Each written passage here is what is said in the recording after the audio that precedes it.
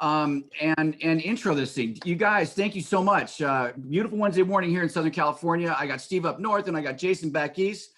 Definitely a national conversation here because it's SnapAV Pro stores. And SnapAV Pro stores, like I alluded to earlier, are growing. They are such a necessity, and we're just having a great time bringing in new dealers, representing the awesome products that we have. More importantly, we know that you've got choices within our self-shop locations. It's not all SnapAV, although it's definitely represented there. But AVPros is a prime example of some killer equipment that is growing. You guys are definitely grabbing it, interested in it, and applying it, and it's working. So I can't wait to have this discussion today. From all of us at the SnapAV stores, thank you for joining each and every Wednesday. We talked a little bit about some of the stuff coming up, JVC. Next week, I've got a commercial audio special discussion on how to bid out and talking huddle spaces and small commercial applications, multi-purpose rooms, if you will, led by Scott Norman. Definitely sign up for that class. I will have that information on the bottom of the email that I sent today. Excuse me, I send that out on Friday. I will wrap this video up. Jason's gonna be kind enough to give me a slide deck, and all things AV Pros will be included in the email that I send out to everybody who registered, not just if you were able to watch us or not. So all the registrants get that follow-up email from me. That's about it. You guys know how this works. I'm thrilled today to have two of the most awesome guys in the business. Steve, much that I've already alluded to how much work you do behind the scenes and getting this product represented. And Jason, dude, I can't wait to watch your presentation. Yeah, guys, let's do this. I'm going to turn it over to you guys. Hey guys, thanks. Cool. All right. Thanks, Gary. Yeah, I'm going to take a quick minute to kick this off. Although this is really Jason Dustel's presentation, and as I was saying, if you weren't part of the conversation prior to us getting started here, there is nobody better to present this information. Jason, his only role is education. Sales is not part of his description. This is all about learning about HDMI troubleshooting, how to properly diagnose a job and fix the issues that we're sometimes plagued with. Sales, on the other hand, is part of my description. And I just want to weigh in initially as you go through this training. Keep in mind that these are not tools, and what we're going to use here is the Fox and Hound. It's one of a number of tools that we make on the Meridio side for this sort of application. It's not about letting it sit on the shelf until you have a problem. These are tools you can use right up front when you're going to specify a project. Maybe it's infrastructure you didn't install. Use this to test the cable, to test the infrastructure, to know exactly what you need to specify up front. Number one, it's going to make the whole process easier because you don't want to get to the end of the job and realize that you should have replaced that cable with the projector. And number two, it certainly ramps up your level of credibility and effectiveness when you present, because you actually brought a diagnostic tool to make sure that what you're specifying is correct. So that's my part of it. Just keep in mind that this is a sales tool as well as a technical troubleshooting. With that, I'm going to turn it over to Jason, and thank you very much. Awesome. Thank you, guys. You are too kind. I started off in this industry as an enthusiast. I grew up around cool TVs, big stereos from my grandparents and parents and things like that. My great-grandfather had a TV radio repair shop as a kid, so I was testing tubes and doing that kind of stuff as a kid. And I just ended up, by the time I was old enough to work, I wanted to work in this industry, and I've been here ever since. So if you guys don't know Meridio, I'll kind of go through this pretty quickly. We've been around since 2011. Jeff Murray, our CEO, he worked for Sencor for 20 plus years. Lowell Wheeler, who's on our team as well, he worked for Sencor for like 18 years. Sencor decided to get out of the test generator and calibration equipment sort of world several years ago, and that left a hole in the market. So Jeff teamed up with his son, Matt, and we now have Meridio, and we're the first ones to come out with 18 gig test generators and lots of other cool things that we've done. The biggest thing here for you guys is that middle bullet point, our goal. Our goal is very simple. It's to make easy to use test equipment that helps you guys in the field. And, things like the menu systems are in plain English. You don't have to be an engineer to use this stuff. The thing about HDMI that's funny, and of course it can be intimidating a lot, especially if you're new to the industry, but there's really only 4 or 5 things in HDMI that we really have to worry about that can really break a system. So we'll go through the presentation today. I've got some slides to show you. A lot of it we'll talk about in the slide, and I'll show you what I can here as far as a kind of a hands-on type of thing. Steve, you introduced me very well. Thank you so much. Like I said, this stuff kind of embarrasses me, but there's sort of my list of things I've accomplished over the last 20 or so years. So if you guys have any questions, feel free. I love talking shop. I'm really into music and 2 channels. So if you guys have anything you ever want to talk about, feel free to reach out. So a few facts that I found very interesting, and I wanted to include them in the slide here. This poll was taken by Cedia, 2017 or 18, I want to say. And it was all about HDMI related problems. So this was a poll of tons and tons of installers and company owners and things like that. And here's what they came up with.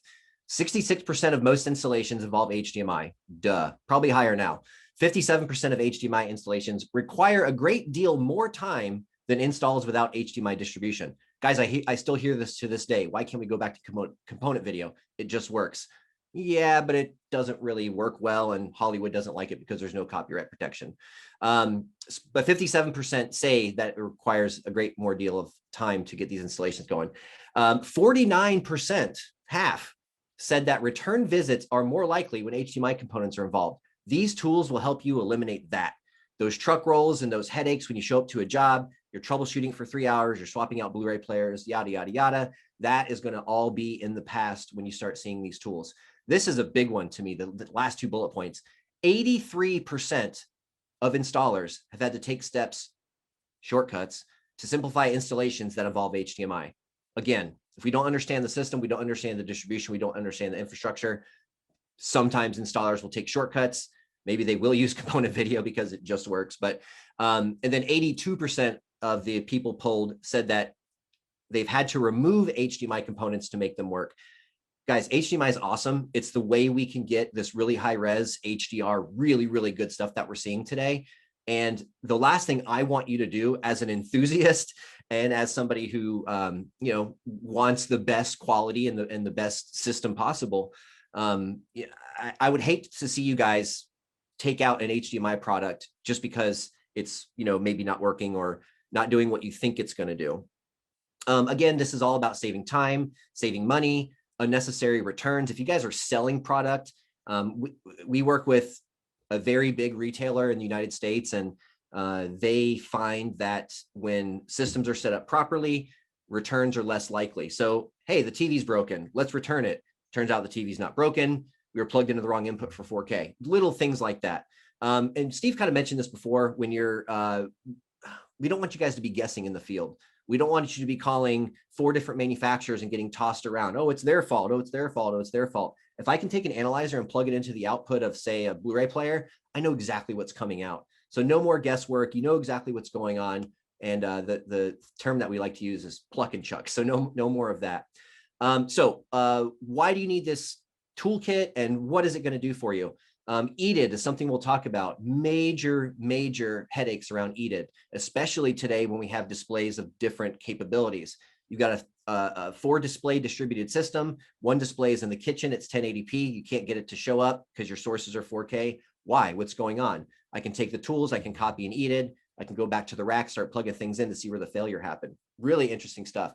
We can also do a little bit of display setup. There are some test patterns in the generator, not like you'd see with you're doing like a, quote unquote, deep dive full calibration, but there are still some test patterns in there that'll help you at least look at things and make sure that, certain things are set up correctly. There's like, for example, there's a geometry pattern in there that a lot of people use to get a projector lined up with a screen. So a few different test patterns in there we'll take a look at. It's 4K 60, of course, so you can test all the latest and greatest. We can do HDCP testing for all versions of HDCP, which is very helpful. HDCP is still causing headaches out there, old components mixed with new components, that kind of thing. We can also test the system for HDR. And the nice thing is these are small, handheld, portable, battery operated tools. Just to give you a quick glance, this kit is a HDMI generator, which you've got an HDMI connection up top here. We also plug it in up top to charge. And on the other end of the signal chain, you're going to have an analyzer. So when we're doing what we call point-to-point troubleshooting, we can take a generator on one end of the system, put the analyzer on the other end of the system, and see if what's going in is actually what's coming out. And if not, there is a device in the middle that's maybe knocking down the resolution or stripping the HDR, doing some weird, nasty stuff. So we can take that system, go from generator in the source, generator in place of the source, analyzer in place of display. There's a problem. Now we can take the generator or the analyzer, start working our way backwards through the system to see which component is being a jerk here. So that's just kind of the basics of it. There are some buttons on the front. We're not going to cover all the buttons today, but I will say that I recently did a training video on these two products. It's on the Meridia website now, where I do go through, it's about a 15-minute video. I do go through and explain every button, every menu system, every screen. So yeah, if you want to check that out, that'll give you a very, very deep dive on the tools themselves. So a couple of things about troubleshooting. One of the biggest things that we deal with every day are either bad HDMI cables or old HDMI cables that cannot pass things like 18 gigs per second. So one of the most common reasons people start looking at this kit or considering this kit is the HDMI cable test. So we'll take a quick look at this. The instructions are very simple. We're going to connect an HDMI cable between the generator and analyzer, and then we're going to push two buttons and test this cable. So I'm going to take an HDMI cable, I'm going to plug into the generator. I'll take the other end of the HDMI cable, we'll plug into the analyzer. Now, check out how easy this is. I take the analyzer, there's a button that says cable test, and then I've got 6 options. The top option is 4K with 18 gigs. The following options are lower resolutions / lower bandwidth. So we can do 4K 24 at 14 gigs, which is pretty common. You know, Hollywood movies are all 24 frames per second. We also have some sports and TV shows that are 30 frames per second. So that knocks us down to 9 gigs. 1080p is 4.5 gigs, 720p, 2.2 gigs, 480p, 1 gig. So I want to test this cable for 18 gigs. So let's just go back a page and we'll start from scratch. Cable test, that's button press number 1. I already have 18 gig highlighted. So we're going to press OK. That's button press number 2. Simple. So now the analyzer and the generator are talking to each other, passing some signals back and forth. And the analyzer is going to straight up tell us if this cable is good. And if it's not good, we'll know what's wrong with it. And now we can swap it out and put something in there that actually works. So we look at the cable test results. The top line is the 5 volt. So sweet, we see something on the other end. Awesome. The next 3 options here are data channels 0, 1, and 2. That's the TMDS part of HDMI.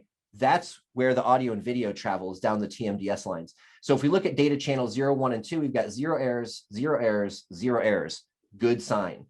Next is the DDC channel. So anything with EDID or with HDCP, that's all on the DDC channel, that passes. And then at the very end here, the hot plug passes as well. So this is a good cable. I know I can bury it in the wall or put it in the system with confidence, knowing that it's not going to fail. If you do see anything here that fails, or maybe there's a number of errors on one of these data channels, then the cable is bad and you want to swap it out for something else that works. Where this gets really powerful, guys, is, I've done and been on site with these big installations before where, there's 50 HDMI cables in the system. So the last thing I want is for, you guys to install those 50 HDMI cables. Turns out 5 of them are bad and you don't know which ones are bad and you don't know why they're bad. So a good kind of best practice I always recommend, if you've got 50 HDMI cables going into a system that you're starting next week, it probably is a good idea to have maybe someone in the lab or someone in the office or in the warehouse, just go through them. I mean, spot check 10 of them maybe, but if you really want to be thorough, you could go through every single HDMI cable. It's going to pass, you can put it in the system. So yes, sir. Just want to let you know, we've had a couple folks ask if when you're using the Fox and Hound, if you could make that the primary screen so that they can see it better rather than the slide. Oh yeah. Let's see how to give me a second, guys. We figure out how to do this. I have to agree. You're about 2 inches across on my screen with your. Oh, okay. Yeah. So you guys probably should see that stuff a little bit better. So if I go to Teams, I think if I turn my camera off, we're not going to be able to see the other camera. Sorry, guys. I'm not sure how to get this to just show. I'll tell you what, I'll turn my camera off. I'm sorry, I'll turn the PowerPoint off and then I'll open it back up. Steve, you tell me now if you can see full screen with the camera.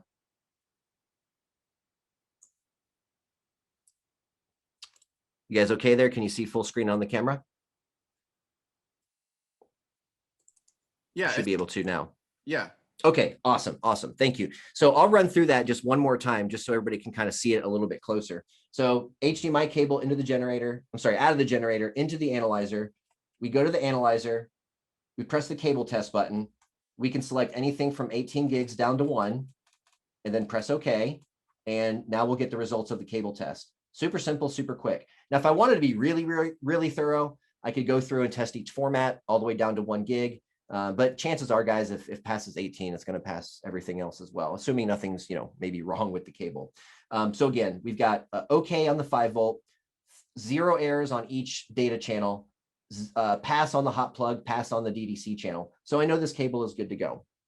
Hopefully you guys saw that a little bit better. Okay, bear with me a second and we'll bring up the PowerPoint one more time. And boom.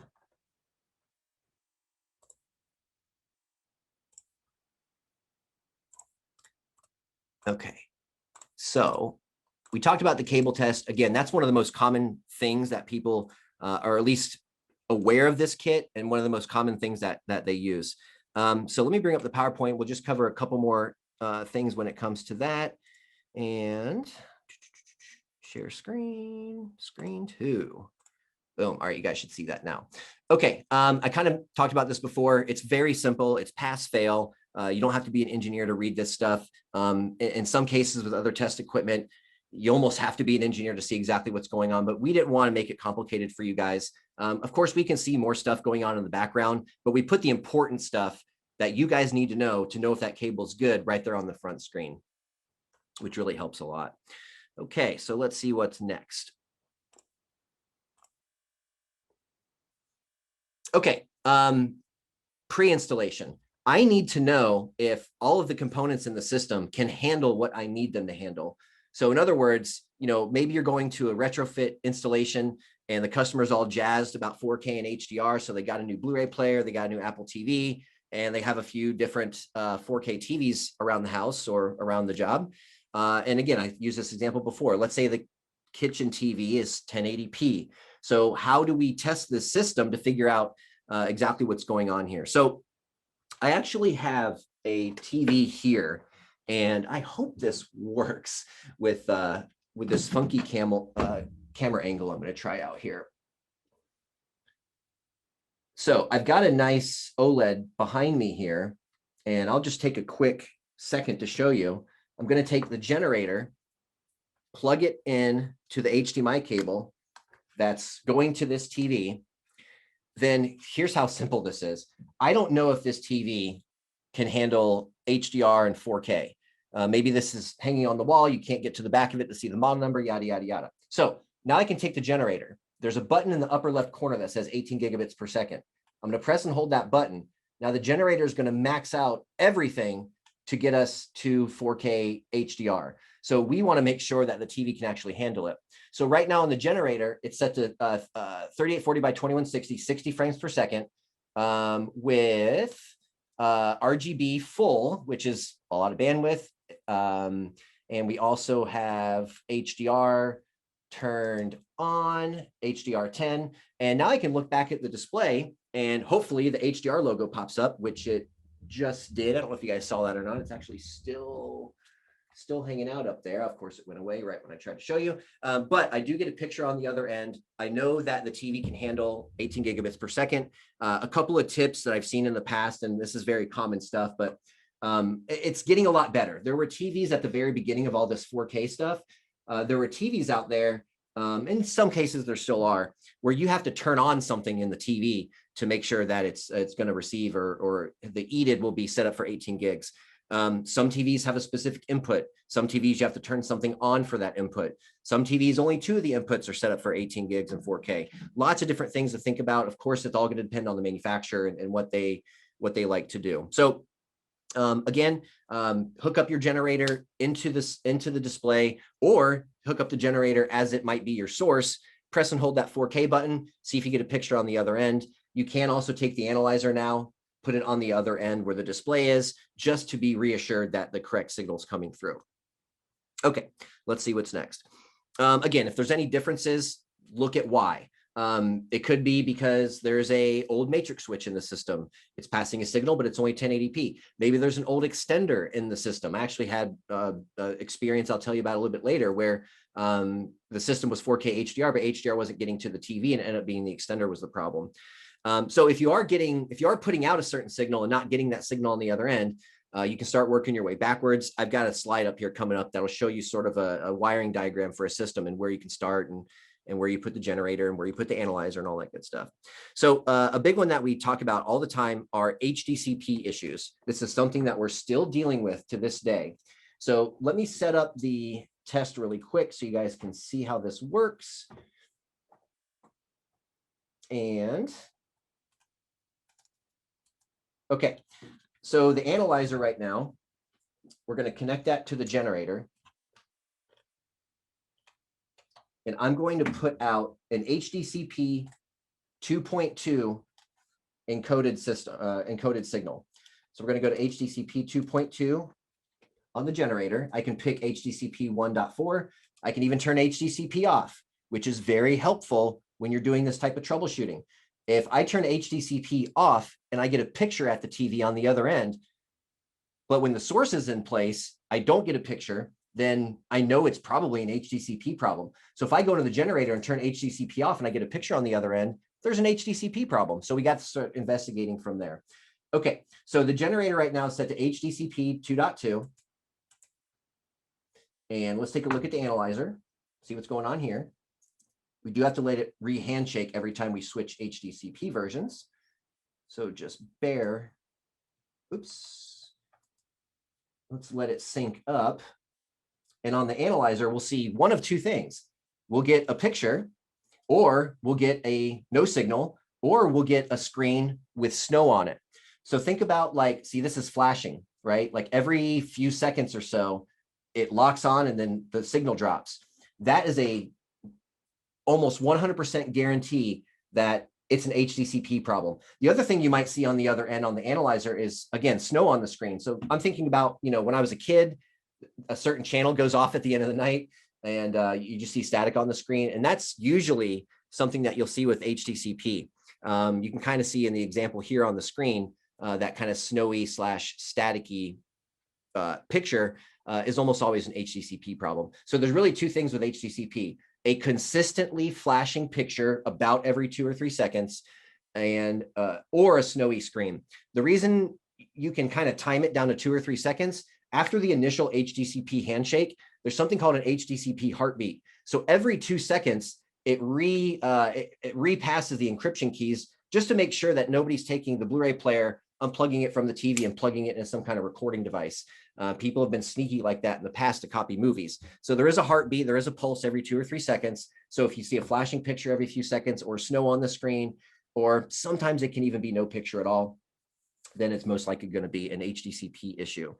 So, okay, let me turn off the PowerPoint one more time so you guys can kind of see the screens a little bit better. And just so you can kind of see now the analyzer, it seems to be flashing every few seconds. And I did catch a little bit of snow in the screen when it tried to flash a little bit earlier. So you can only imagine, guys, I mean, this is generator to analyzer. It's one step. If this generator is in place of my source and I've got a system that has an AVR, a matrix switch, an extender, and then the display, this is really powerful testing. Let's say that HDCP was working. Now I can take the generator, I can unplug it from my source. Next in line is maybe a matrix switch. I can plug into the matrix switch, see if I get signal on the other end.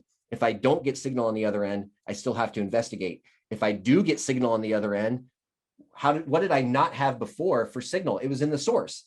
So maybe the source is older, it doesn't do HDCP 2.2, maybe it needs a firmware update, yada, yada, yada. It could be a million different things. Maybe it's so old that you want to swap it out anyway. That could totally be a valid reason to get a new player in there. Okay, so let's pop back over to the PowerPoint. That's HDCP type stuff, which can be super helpful, as I said. EDID is still to this day a huge problem. And it's only because EDIDs can be different for different reasons. And what I mean by that is, let's say you go and get a brand new TV and it's 4K and it's HDR and all inputs are correct for 4K and HDR and you're jazzed up and excited. Here's the issue. TVs will come from the factory with what I like to call a safe EDID. So it might be something as simple as 1080p 60, 1080p 24. Now, why do they do that? Well, if the EDID of the display says 4K 60 HDR and I hook up a cable box, I might not get a picture, or I will get most likely the wrong picture. So the TVs come from the factory typically with a safe EDID. So in some cases, you have to go into the TV, find the HDMI menu, and turn on something like deep color or UHD color. Now the EDID of the display changes to 4K 60 HDR, and now you get the proper picture that you want. So how do you know what the EDID is of the display or of whatever sync device that you're plugged into? So check this out. I'm going to take a cable right now that is connected to this TV behind me. We're going to plug that cable into the analyzer, and right above the navigation buttons, there's a button that says Active EDID. So I can read this. Let me turn off my screen so you guys can see better. Okay, so yep, here we go. Okay, so Active EDID. This tells you exactly the EDID of the display or the sync device that you're plugged into. So right now, it's showing that it's an HDMI connection. It's showing the preferred timing is 3840 by 2160 at 60 frames per second. So this TV is set up to receive the proper signal. What else is in here? The audio is LPCM 2-channel or Dolby Digital Plus 8-channel. Does the TV support 3D? There's a line for that. No, it does not. So it says no. Deep color. Looks like it goes up to 30 bits. So that's 10 bits per channel. That's good. That's what we expect for HDR. It says support for 4K 60 420. Yes, which is very common for a Blu-ray player. And then the very last line is support HDR with a yes. So by plugging this in, smashing one button, I know everything I need to know about that TV. Now, if I plugged this in and got a 1080p preferred timing, then I know that I most likely have to turn something on in the TV or perhaps even try a different input on the TV. Another useful tool here, if I plug the HDMI cable back into the analyzer, at the very bottom around the navigation buttons, I've got an A and a B button. These are EDID save buttons. So here's what's cool about this. I can save the EDID of this TV into the analyzer. So what this helps me with is, let's say the rack is in a completely different room. I can now, quote unquote, carry that TV from where it's mounted on the wall back to the rack. So when I copy the EDID of this TV, this is that TV now. So now I can go back to my rack. I can start plugging in sources or outputs from matrix switches or outputs from AVRs and figure out what the heck is going on. And check out how simple it is. There's 2 memory slots here for saving EDIDs, A and B. So if I press and hold A, it says copy EDID to input or to memory A, boom, done. So now this analyzer is that LG TV. I can walk back to the rack now. I can start plugging things in, start figuring out what the heck is going on with the system. So again, simple to use, a couple of button presses, and you're good to go. Another interesting thing when it comes to EDID, there are some very common built-in EDIDs into the analyzer. So if I press the EDID select button, I've got an entire list here of common EDIDs that I can use and try when I'm troubleshooting this system. And down here, you see in slot number 6, user EDID A, which is the one that we copied from this LG TV. So I can select that, press OK, boom, boom, boom, good to go. There's also a memory slot B. So you can do this for 2 different displays and save up to 2 EDIDs if you want. So user A is on this page, user B is on that page. Super, super easy stuff. Most of us on the call probably have a good understanding of EDID, but just in case, let's take a look at what it is. We'll do this as simple as possible.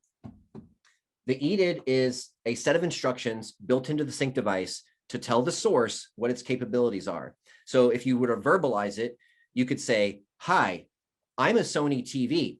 I can handle this resolution, that resolution, that resolution.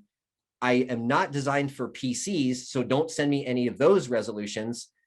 Cool, that's everything I'm capable of.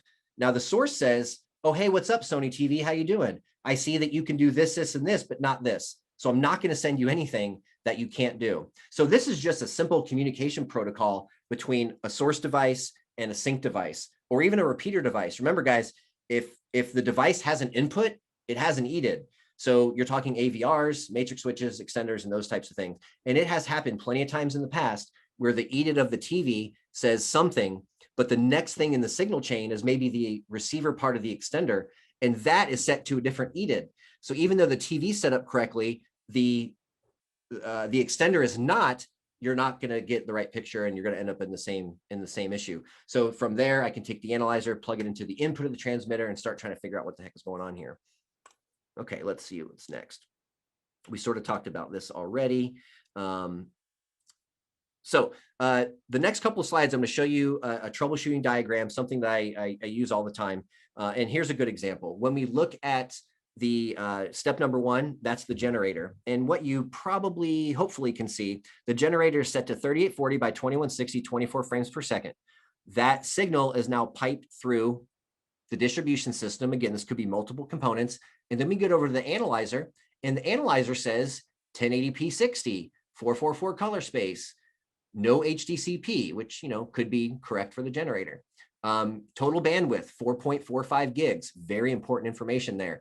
HDR metadata, none. Well, if I've got HDR chosen over here, why is it not coming through here? A couple of different things with audio, but the real important stuff here is with the video. So what's going in is not what's coming out. So where do we start? How the heck do we troubleshoot this? I came up with this diagram. You guys will have it because you're going to have a copy of the PowerPoint. It also has an accompanying Word document that sort of shows you, you know, what step one is, what step two is, where to put the generator, where to put the analyzer. So I'll go through this, you know, kind of quick. You guys have seen systems like this before. This is actually very common. 3 sources into a switch and 2 displays on the other end. And you can scale this however you want. You can put 10 sources, 10 TVs, doesn't matter. Wanted to keep it fairly simple. So if you look at the Word document, there's a key for all of these numbers down here. So step number 1, is everything in this system compatible with the resolution and the signal I want? That's something that you should ask yourself before you even do it. So number 1, is everything in here capable of what I need it to be capable of?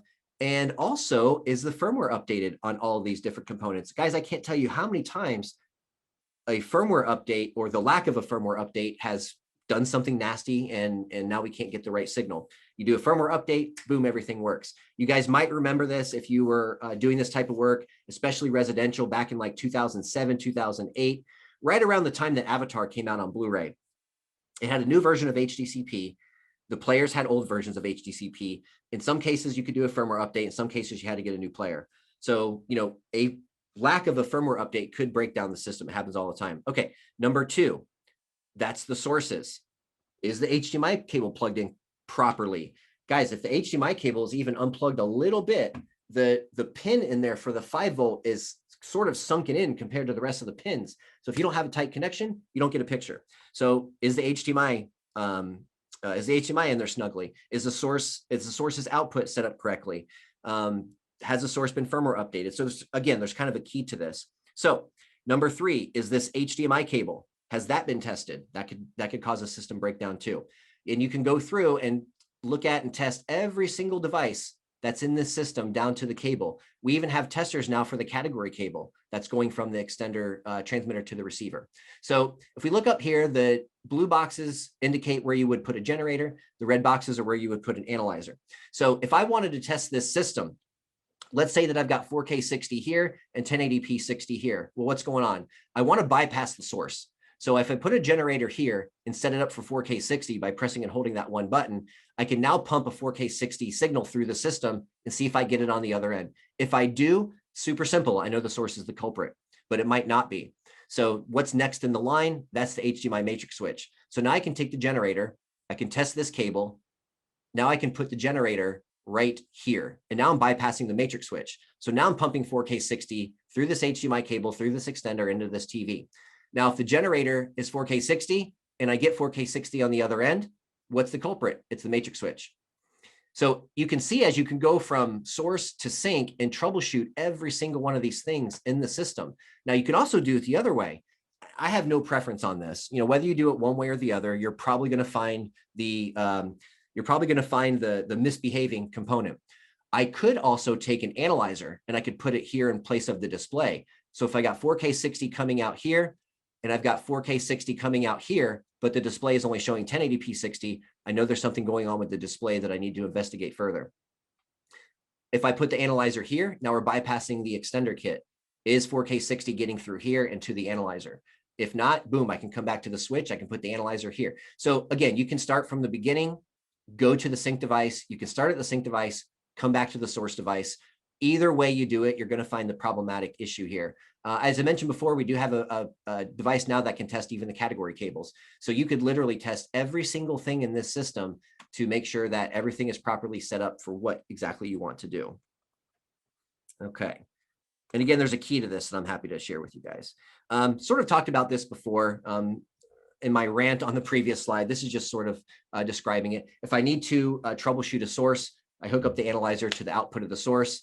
Boom, boom, boom, hit the info button. I can see what's coming out of the source. If it's not what I want, I can investigate the source from there. And it could be something as simple as, I'll use my Oppo player at home as an example. I can force outputs on the Oppo.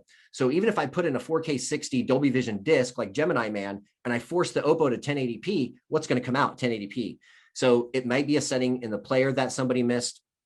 Maybe the player needs a firmware update. It could be a handful of different things. Talked about sources already, sync devices and displays. I sort of showed you that on the LG behind me. If I want to test that display for 4K 60 HDR, press and hold the 4K button on the generator, make sure I get the HDR logo up here. Some TVs have an info button where you can see exactly what the resolution and frame rate is that's coming in. So testing displays, super easy to do. We looked at that already. Repeaters. Okay, so right now I have maybe you can see it here. I have underneath my camera switch, I've got a 1x8 distribution amplifier, AKA splitter. So here's what I can do. I'm going to take the generator and I'm going to connect the generator to, drum roll please, I've got 9 million cables here. We're going to hook up the generator to the input of the 1x8. Then we're going to take the output of the 1x8 and connect it to the analyzer. Okay, so now I've got generator into the switch, out of the switch, back into the analyzer. So we can do this now. I can take the generator powered off. There are some power energy saving features in here where if you don't touch it for a while, it'll shut down to save the battery. So now I've got generator with a 3840 by 2160, 60 frames per second signal. And on the analyzer, once everything kind of handshakes here, and it looks like it did just try to handshake on the switch. There's a little light here, and I've got no signal on the analyzer. Let me turn off my screen here so you guys can see. Okay, I've got nothing on the analyzer. Okay, so this switch or this distribution amplifier, aka splitter, might not be able to do 4K 60, or maybe there's a EDID setting or some scaler that's turned on in that distribution amplifier. So here's what I'll try next. 4K 60 is not working. I can go to, there's a 1080p button. I can push 1080p, and then I can pick 1080p at different timings. There are some European timings in here as well, but I'm going to pick 1080p 60, press OK. And then let's check a couple other things just to be safe. I push the HDR button. I want to turn HDR off. And let's check our color button. That's going to tell us the color space. And right now it's still set to RGB full. And that's all I have to check. Oh, HDCP. Let's turn it off just to make sure we're getting picture through the distribution amplifier. Okay, generator's all set up, ready to go. 1080p 60 with no HDCP with 444, I'm sorry, with RGB color. So wow, look, now we've got picture on the analyzer. So let's press the info button and see if what's coming out is what's going in. So signal info on the top line, 1080p 60, awesome. Color space, second line, RGB full, excellent. That's what we're putting out from the generator. HDCP, no HDCP, awesome. Good stuff so far. Color bit, 8 bits. Total bandwidth, 4.45 gigs. HDR metadata, none. Let's see what else is here. And then under that, there's some audio stuff. So what does this tell us about this distribution amplifier? It's having an issue with 4K 60 HDR. And again, maybe the switch, or in this case, the distribution amplifier, maybe there's a specific setting I'm missing. Maybe it just flat out can't do it. do a little bit of investigation, and you can find out pretty quickly if the product is capable of it. And I'll use an example that I ran into recently. And it was compelling enough that I wanted to do a video on it. So it's on our YouTube page right now. I show up to a customer's house to calibrate his TV. He's got a really sweet rack in like a closet slash, it was actually part of his like laundry room. 2 TVs in the system, a couple of sources, an AVR and a matrix switch all in the mix. I calibrate the TV, looks awesome. All my numbers are great, test patterns look great. I'm ready to blow his mind. One of the first things I want to put in is something that's really going to knock his socks off. So I grab Gemini Man 4K 60 HDR. I put it in the player, and I never, ever, ever see the HDR logo pop up on the TV. Interesting. I take the analyzer, put it in place of the display. Sure enough, no HDR coming through. Okay, what's going on here? Now let's take the analyzer. We're going to plug the analyzer into the output of the Blu-ray player. Analyzer says 4K 60 HDR. It's not the source. What's next in the signal chain? A matrix switch. I plug into the output of the matrix switch, 4K 60 HDR. Okay, what's next? An AVR. I plug into the output of the AVR, 4K 60 is coming through. Okay, well, there's only 2 more things left, the extender and the TV. I plug the generator into the input of the extender kit. I have the analyzer on the other end of the extender kit. I press the 4K button with HDR, and I'm not getting HDR through the extender kit. So I take the generator, put it back into the player, press play, should be 4K 60 HDR. And again, no HDR popping up on the output of the receiver of the extender kit. Okay, cool. I look at the extender kit. There's a model number and a manufacturer on it. I Google it, pops up on Amazon right away, $79.99 for this extender kit. It has 4K logos and 4K stuff splashed all over the Amazon page. It says nothing about HDR. So 79 bucks on the extender kit. It did 4K, did not do HDR. I went back, I grabbed a proper AVPro branded, a proper AVPro matrix extender kit, put that in the system, plug and play. We get HDR on the TV. Everything looks great. Customers blown away. So the point of the story is I knew what the problem was immediately, and I was able to track down the problem within about 10 minutes. What else could you do in that situation? Oh man, let's take the Blu-ray player out of the rack and carry it over to the TV and plug it in directly. Guys, before test equipment, I used to do that kind of stuff all the time because it was the only thing I could do. Let's swap out the TV. It's obviously not showing HDR. Something's wrong with it. Guys, this stuff is all a waste of time. It's a waste of your time and a waste of your money. If you're selling TVs and products, now you got a bunch of open box stuff. In 10 minutes, we can figure out what the heck is going on here. So hopefully that real world example sort of helps the cause here. Let's see what else we've got going on. We talked about repeaters. So a repeater could be an AVR, could be an extender kit, could be a matrix switch, could be in this case, maybe a 1x8 splitter. So we talked about repeaters a little bit. Extenders. Okay, I actually have an extender kit here, and we're going to do a lot of the same stuff. So I've got here an extender kit, receiver, and transmitter. The transmitter's powered, and there's a category cable, of course, between the receiver and the transmitter. Okay, awesome. Let's set this test up. Here's the question, the potential question. I don't know what this extender kit's capable of. Maybe it has no silk screening on it. Maybe it has no specs on it. The AVPro Edge stuff is great because you know exactly what's going on by reading the front. Easy peasy. It's not always that easy though. So let's take the generator. We're going to plug that to the input of the transmitter. And then we're going to take the receiver and we're going to plug in an HDMI cable on the output to, take a wild guess, the analyzer. Okay, cool. So generator into transmitter, receiver, output to the analyzer. Let's see what this extender kit's capable of. Okay, I'm going to press and hold the 4K button on the generator. That'll, again, max everything out. 4K 60. I'm going to go ahead and turn HDR on in the generator. Now let's wait a moment and let's see if that's making its way through to the analyzer. If not, I can start downgrading things until I do get a signal that passes through. But boom, look at that in the analyzer. 3840 by 2160. If you guys may have seen that splash screen, I'll do it again.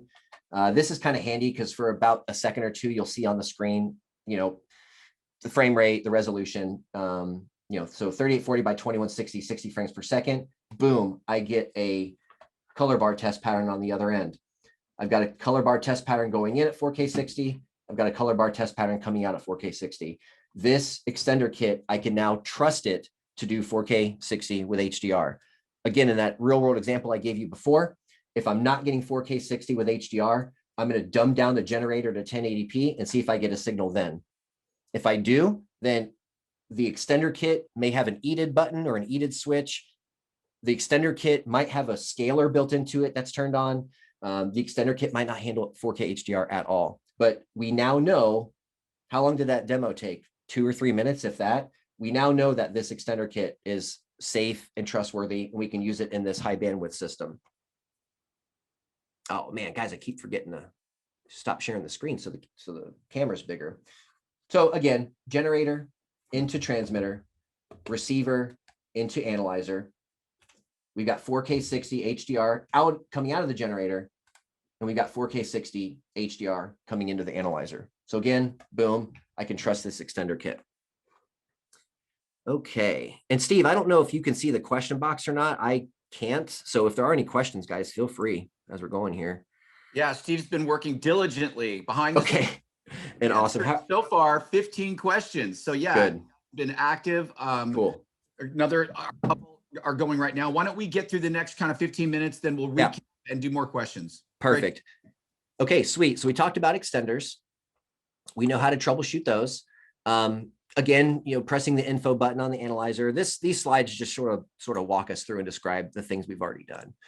Troubleshooting HDR. I gave you a real world example before. If I'm sending HDR out of the generator and not getting it at the analyzer, something in between the two is causing this issue. So just a few things to look for. HDR is not complicated. It's just basically metadata that's, you know, hitching a ride with the audio video signal. It's very, very, very little data. We're talking kilobytes here. So HDR is typically not like a bandwidth problem. What eats up all the bandwidth is, you know, 4K 60, 444, 8-bit, or you'd have to do, if you want to do 10-bit, you'd have to knock down either the frame rate resolution. You can only do so much. You have to live within 18 gigs. So if you look at 4K 60, 444, 10-bit with HDR, it's like 22 gigs. So troubleshooting this stuff, it might be as simple as, you know, knocking down the frame rate from 60 to 30 or 60 down to 24. Again, the generator with the HDR button, you've got a few different versions here, a few different things you can do. With the HDR button of the generator, I can turn HDR off for testing regular signals. And I've got HDR 10 here, and then HLG. HLG is hybrid log gamma, if you guys haven't bumped into that yet. That's kind of the broadcast friendly version of HDR that I really hope we'll start seeing soon. If you guys saw the Super Bowl 2 years ago in HDR, the stars had to be aligned. It was a certain app with a certain Roku and yada, yada, yada. But if you had it all working correctly, watching the Super Bowl in HDR was really, really awesome. The color of the grass and the jerseys, you just never seen it like that before. So it was really cool stuff. Okay, so a few things to check that are very common. We talked about 4K 60, 444. That is the most important. That's going to let us know if 18 gigs is coming through. 4K 60, 422, 12-bit. That also comes in under 18 gigs. 422 is kind of a, I don't want to say odd, but it's not a very common chroma compression, but not a lot of things use it, but some things might. So you definitely want to test for that. 422 in most cases is going to be 12-bit, but again, you're under 18 gigs.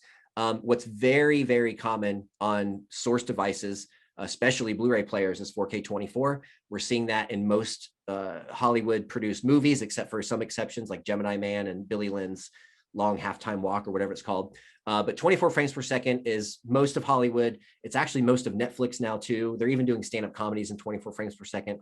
I'm guessing to save storage space and to save bandwidth. So it's not a bad idea to test all of these formats just to make sure that the system's not going to fail if you put something like 422 through it. If I do 4K 60, 444, 8-bit and it passes, the system might not be able to handle 422. So it's a good idea to test all three of these common ones just to make sure that the extender or the system or the matrix switch is passing everything that you want it to pass. Okay, let's take a look at that. Okay, we talked about this already. Okay, common problems. These are the kind of things that we hear from customers, and these are the kind of things that we see in real life.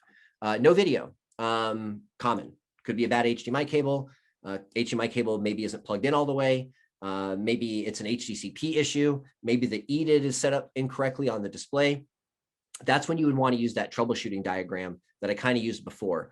The funny thing with HDMI is if there's no video, that's almost always like almost a physical problem. Other things like no 4K or the wrong video signal is almost always going to be something in the bits, you know, something in the signal. If you don't get 4K, remember with HD base T specifically, that category cable tops out at 10.2 gigs. So hopefully the extender that you're using can pass HDR, does the compression in such a way that it doesn't wreck the picture. We've seen plenty of extenders before with bad compression, even matrix switches and things like that. So if you're not getting 4K, let's figure out why. It could be the source is set up wrong. How do I figure that out? Is with the analyzer. It could be that the rest of the system is not passing. How do I know? I set up the generator for 4K 60 or 4K 24 or whatever, and I can kind of troubleshoot from there. Incompatible video, this is common as well. And you guys may have run into this before. All my years installing in the field, I saw this several times, and it was usually when somebody was trying to use a PC as a source. TVs back in those days weren't as smart as they are now. Most TVs now have like an auto setting for, you guys have probably seen this. Of course, they always name it something different, but it'll say HDMI black level, normal or low. That'll be an adjustment in the TV. You're like, what the heck does this do? And you're flipping between the two, the picture's getting washed out. It just looks weird. And you're like, what is this? In that language of that specific manufacturer, when you flip that HDMI black level switch between low and normal, you're changing the EDID of the television to basically say, I'm a TV expecting a video signal, or I'm a PC expecting a PC signal. Now, the good news is you'll get a picture. The bad news is it's going to be either all green or all purple. You will see a picture, but it's almost as if you're wearing purple sunglasses or green sunglasses. That is 99.9999% of the time a mismatch between RGB, which is a PC signal, and YCBCR or YUV, whatever you like to call it, which is a video signal. So if I plug in a cable box that's YCBCR into a TV that's expecting PC signals, remember, TVs can be TVs or they can be computer displays. That's going to be the mismatch problem. That's where you're going to get an all green or an all purple signal or picture rather. So what else? Discolored video, kind of what we talked about before. We do also see some issues with Dolby Vision being all pink. Whole nother long story why that's happening, but it is a thing. I talked about this before. You can take the analyzer, plug it into the source, and again, start working your way down. Troubleshooting tips. These are things that I try to live by.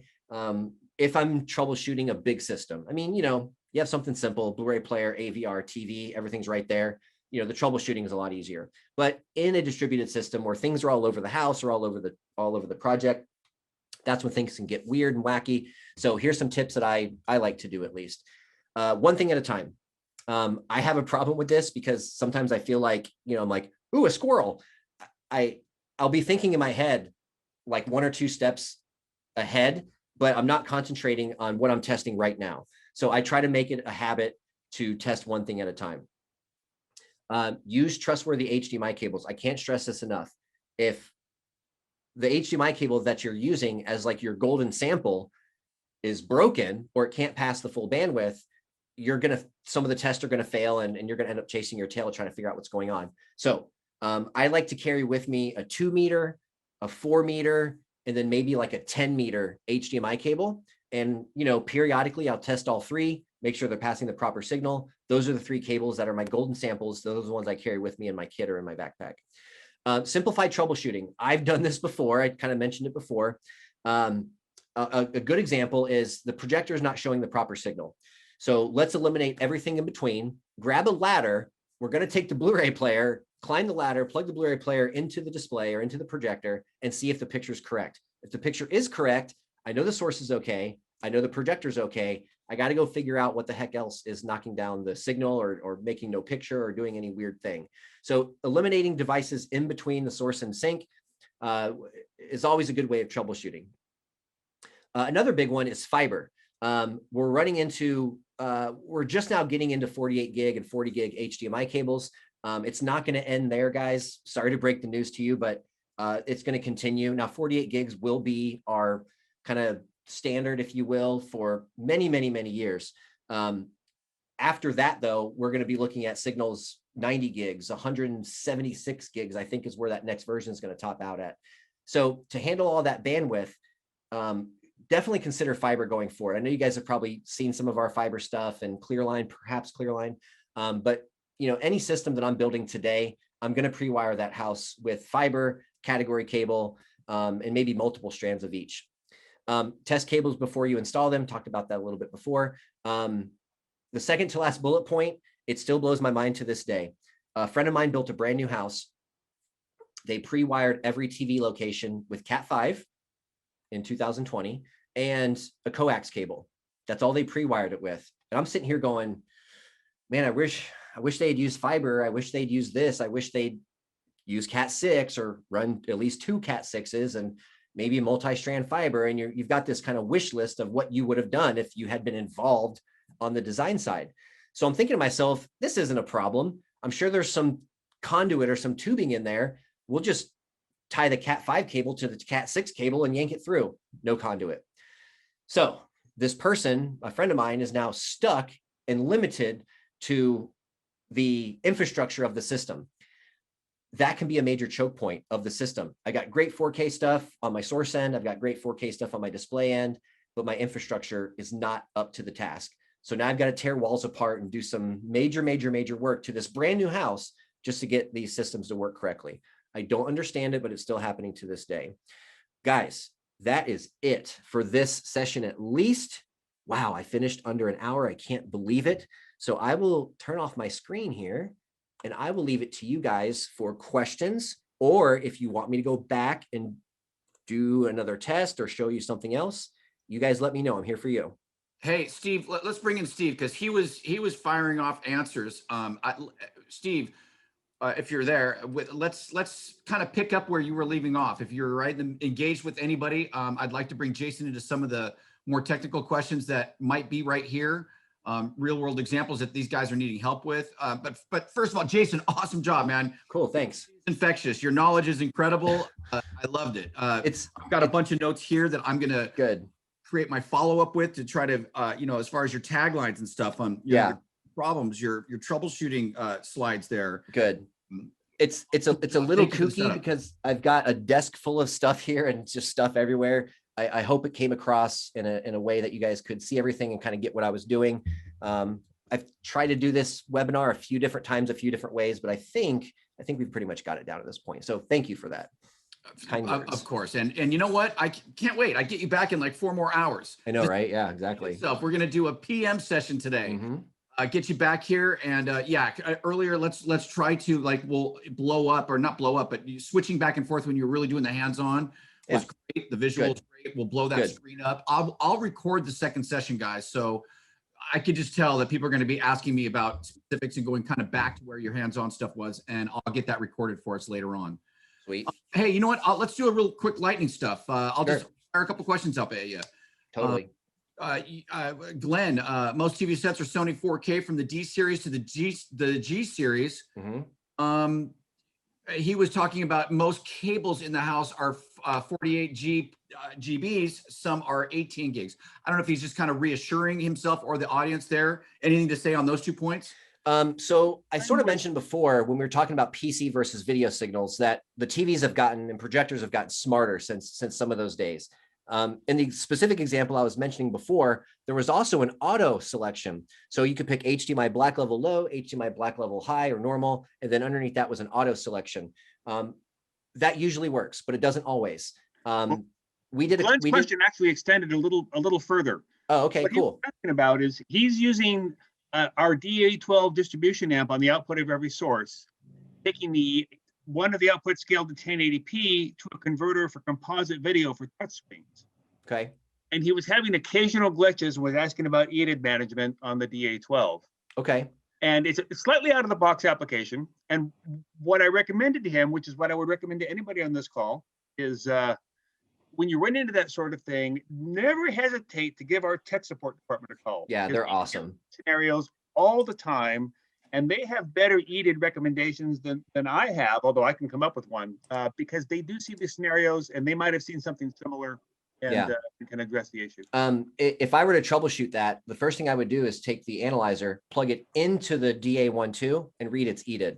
The DA12 does have some EDID switches on it. So you could try different EDIDs until one works, especially since you're converting it to composite anyway.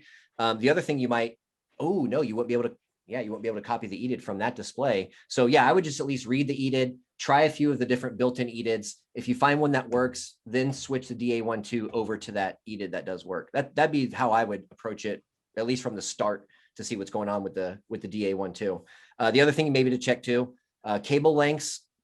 I thought this was the most insane thing that I'd ever heard until it was proven to me. The HDMI spec has always kind of been sort of, I don't know, cryptic about how long cables can and should be. Everything that the HDMI folks do as far as testing and stuff is all based on 2 meters. So we've seen some systems before that are using like little 0.5 meter or 1.5 meter jumpers to go from, you're in a rack, so you just want a short cable, boom, boom. Believe it or not, short cables can break the system. So if one of those cables is like a little 0.5 meter guy or 1 meter guy, try swapping it out for 2 meters, see if that works. Cool. Hey, Steve, are you continuing any other dialogue with some guys? You want to continue? They've got 4 more questions left.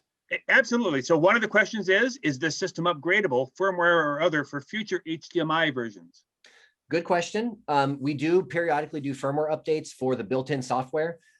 These that we're talking about today, unfortunately, will not be able to ever do 8K, and it's just a hardware limitation. Now, here's the good news. We do have 8K versions of these planned. So if that's something you're thinking about, we're going to do 8K versions of this. We're going to do 8K versions of several of our other products as well. So no, not today, but you will have a solution here. I'm really fingers crossed that we're going to see something by summer, but we're close. Yeah, I've actually had several questions about the availability of an 8K version. Mhm. And the reality is it's limited somewhat on the availability of the required chip. Yeah, it's the chips. And there are a lot of folks in line for the chip that we're talking about. So we hope to have this done, and available by the end of the year, but it's really based on that factor. Yeah, there was a big chip shortage between last year and this year. And you guys have probably run into this. There's a handful of AVRs out there. I remember talking to some integrators 3, 4, 5 months ago, and they were like, dude, we cannot get AVRs. There are none. There are no AVRs available.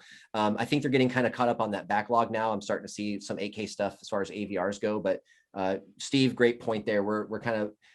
We were supposed to have these out. We were planning to have these out sort of at the beginning of the year here. We do have the 8K version of the 7G landing very soon, and the 6G 8K version is actually in production right now. So it's coming. Yeah. And there's one more thing before you continue. I want to share, because I did get a call from Dustin Stuntebeck while we're talking, and he's the main man at Meridio. We have our new Milwaukee pack-out case in stock now, which accommodates both the Fox and Hound and our new M4 Sol infrastructure tester. So I'm going to pop up a picture of it real quick. Yeah, this is really cool. If you buy a Fox and Hound and an M4 Sol, you'll get one for free. If you own a Fox and Hound and buy an M4 Sol, we're going to run a special where you'll also get one for free. Oh, good. And let me share this because it is really cool. One of my Southern California dealers actually are the guys who recommended that we do this, because pack-out is a relatively common system that folks are using. That Milwaukee case that Steve's talking about, I've seen these at like Home Depot and stuff before. They're super solid and they're stackable. So if you had your Fox and Hound and your MS Test Pro for HD-based T testing, you could have that in one case. Stacked on top of that, you have another case with maybe your drill and all these types of things. So I'm always kind of a nerd when it comes to cases and organization. So I'm just picturing like the back of my van having, cubby holes for cables and connectors and things, and then having a bunch of, very hard, I'll call them hardcore because they are, but very heavy, very well built Milwaukee cases. Oh, there it is right there, Steve. Good Good call. So yeah, see Fox and Hound's up there in the upper left, the HDBase testers in the bottom right, cables and power supplies and stuff go in the middle. And then the HDBase T tester has different modules you can insert into it based on the type of testing that you're doing. So boom, one case, everything that you'll need for testing. With these two things, guys, you can troubleshoot almost anything. You got HDMI with the Fox and Hound, HDBase T with the MS Test Pro. Between those two things, you know, that's going to get you through any kind of setup and troubleshooting you might be doing. All right. Awesome. That's what this class was all about, guys. Good. Hey, Steve, did you address, I saw a couple questions on either, what is this, analyzers and generate reports and so forth. Dat had that question and Marcel's question here just a second ago. Can you speak to any of the stuff there? Steve, do you want to take that or go ahead? Well, yeah, I'll let you take it. You know, I was obviously going to bring up the 6A, 6D in this application. Yeah. So the questions were uploading data to a PC, and or generating a report. So the big brother of the Fox and Hound kit, we just call it the Meridio kit. It was the first kit we ever did. That has a generator and analyzer, just like the Fox and Hound, but a little more beefed up. That's the kind of kit that you would use if you were calibrating. The 6G can connect to your favorite, name whatever you want, calibration software, and you can use that as your generator. Now, the cool thing about those two pieces is there is some PC control and things like capturing EDIDs you can do with your PC. So if you're at a level where you need the actual like hex code for the EDID, maybe you have to report it back to your manufacturer or distributor because there's a problem with it, you can save and document a lot of that stuff. You can also do what's called we can also do a test on the system over time. So if you have one of those customers who's like, hey man, every day around 4 o'clock, the kitchen TV just blanks out and then it comes back on around 5 o'clock. Well, what the heck is causing that if it's happening consistently every day? So you can hook up the generator analyzer, pump signal through the system, and you can monitor that signal for up to a year if you want to, and see exactly when it falls out, how long it falls out for. Now you can use that data to try to figure out maybe the AC kicks on that day at that same time, or maybe that's the time where somebody's in the exercise room firing up a treadmill and 3 other pieces of exercise equipment. So that in that case, you can do some reporting and some documentation.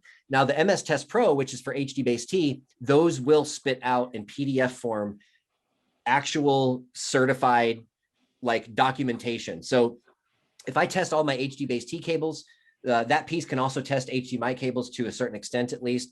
So if I go through and test everything, I can now hand that client a stack of paperwork, like maybe this thick, that's page after page after page saying that this cable is good, this cable is good, this cable is good. So I really like that you can document it, you can print it out, you can give it to your client. You're confident, they're not worried about wiring being bad and things like that. I think that's a really, really helpful tool. So that's already formatted you know, to be able to be printed out and everything else. There's not a lot when you run a report, you push the save button, you stuff a thumb drive into the top of it, you push the download button. Now that PDF's on the thumb drive, pop it into your PC. Maybe you've got a folder for Mr. Smith's, you know, installation, throw them all in that folder and you've got documentation for everything. That's cool. Yeah, what is that cool. when you were talking about that year-long kind of analysis, what does that void in activity look like? So you can do it 2 different ways. You can look at complete picture dropouts, which will tell you the entire signal is being lost. The other thing it will do is it will look for differences in specific pixels between the generator and analyzer. So if there's a difference between a few pixels, that might cause the system to do something funky and freak out and blank out and show you no picture. So you can set it up to either watch every pixel or watch the entire signal. You can set it up either way. Love it. Yeah. And then it shows you in real time, like when things hit the fan. All right, Steve, anything you're working on there? Let's try to sum this up. It's 10 after the hour, but hey, we don't have a hard stop or anything. Guys, I love the activity here. Steve, what do you got? I think we've covered all of the questions in the queue right now. You know, we got a lot of similar questions, and I think Jason did a good job of answering them. Obviously, anything that pops up afterwards, just let myself or Jason know, and we'd be more than happy to ask. There was a question regarding what the latest firmware version is on the Fox and Hound. I don't know off the top of my head. I'm surprised I don't have this memorized, to be honest. Yeah, But Dad had asked that earlier in the Yeah. session. so the good news is, if you have a Fox and Hound and is behind on firmware, we do post the firmware with instructions on meridio.com. If it's a time thing or you don't feel like doing it, we can always remote in and help you with it. But it's not a hard process, but it does take maybe 20 minutes. I usually tell people set aside 30 minutes. So on the analyzer, the most up-to-date version is 1.12. On the generator, it's 1.23. So 1.23 on the generator, 1.12 on the analyzer. And I did get what is probably the easiest question to answer.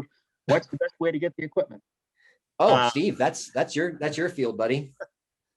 The Meridio is a sister company to AVPro Edge, and so you can get any of the Meridio products through Volutone, Plus, any of the Snap local locations. They have access to the entire Meridio lineup, and be more than happy to help you get whatever it is that you need. And guys, too, I mentioned before, there's a 15-minute video of the Fox and Hound on our website that literally goes through button by button, screen by screen. We also have these same sort of training modules available for the Meridio kit, for the HD base T tester, and for the 7G, our big kind of lab tool. So if you guys want to check that stuff out, a few videos that show you menus, buttons, things like that. Then there's even like a quiz at the end, just to make sure that all the knowledge that you just soaked up is being saved up in the noggin. So feel free, guys, check that stuff out. We put it up there for you. So yeah, and if you have any questions, I'm real easy, jason@meridio.com. I'll definitely include those links in our follow-up, as well as Jason, get with me on the slide deck. Yep. I'll have both of these recordings. I urge you guys, pass it on to your texts. We will be back here in 4 hours. That is 2 p.m. West Coast. That's 5 p.m. East Coast for our tailgating session. I think Yes. are welcomed. It's okay. Let's do it again. But no, it was such a valuable lesson today. You guys are the best at what you do. Seriously. Thank you. Love the Meridio product. Hey, that rack candy that you guys have with the 2 screens. It's so sick. It's so Oh cool. my God, that's so sick. I have that fully on display right up in front of my Volutone store in Simi Valley. It's awesome. We have a big rack outside of here in the Florida office, and we've got a big 16 by 16 in there, a few different sources. And what I really like about that is you can monitor your inputs from your sources, or you can monitor your outputs before they go to a display or before they go to like a matrix switch. So I can walk in, fire the rack up. I see my Roku screen and I see my Blu-ray player screen. After that, 2 minutes later, all the TVs start getting a picture. So it's really nice to just peek over and say, yeah, everything's working. Exactly. Love it. Yeah, it's cool. Steve, any last minute follow-up from your point of view? I'd love to hear it. Just the fact that I had a couple of questions about, hey, can we get copies of these slides? Yeah. Because as I mentioned at the outset, this is information that is something you want to keep with you going forward. So I know you mentioned, Jason's going to have a slide deck available. I also want to make sure everybody knows that we have a terrific YouTube channel with multiple videos from Jason and other members of the team with a ton of this information and even more information that goes beyond this. That's a terrific resource to be aware of.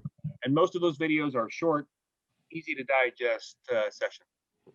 Good call. I should have mentioned that. Thank you, Steve. I think we have. There's a lot of resources out there. Yeah. But this conversation, whether it was an introductory perspective for 100 dealers nationwide, that is just so awesome. Thank you guys for joining us today. Jason, Thank you. I cannot wait to do another session with you today. And Yeah, it'll be fun. Brain and have you in front of our Snap Pro store dealers, because I think it's we've got a unique thing happening. I love the discussion. I love the interaction. I want you guys to feel as comfortable with our dealers as my dealers feeling comfortable with your product. I think we're doing a great job with that. Steve, I did allude to the fact that we are doing extremely well with the product. And what does that mean? It just means the confidence in the product. We launched this product, a year and a half ago. Oh, wow. It's been that long. The whole line, maybe it's 2 years already, but yeah. What a great job and the perfect placement. I give my buyers, Aaron and Trevor at Volutone, who kind of look after the product that we're bringing to the AVPro stores. But so it's all a big team behind the product, obviously, and the support in this, which you're seeing here today. So great activity, guys. I'm going to start bundling all this stuff up. go get yourself some lunch. Steve, you too. We will be back in 4 hours. Again, check your inboxes on Friday morning for a whole recap on this. And from all of us from the SnapAV Pro stores, and that's MRI, that's AllNet, that's Custom Plus, and that's Volutone. We thank you guys so much. Great job, everybody. Be safe out there. It's busy. We'll see you soon. Thanks, guys.